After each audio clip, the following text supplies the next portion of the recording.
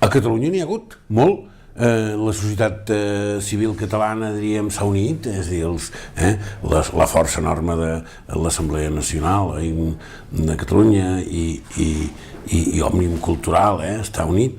Els partits, en una gran majoria, un 80% dels partits dels parlamentaris representats en el Parlament de Catalunya, diríem, s'han unit per anar cap al 9 de novembre, i després la unió entre polítics i parlamentaris i societat civil. Per tant, aquesta unió em sembla que ha sigut forta i es manté bastant forta. El problema és amb el govern de Madrid, amb l'Estat.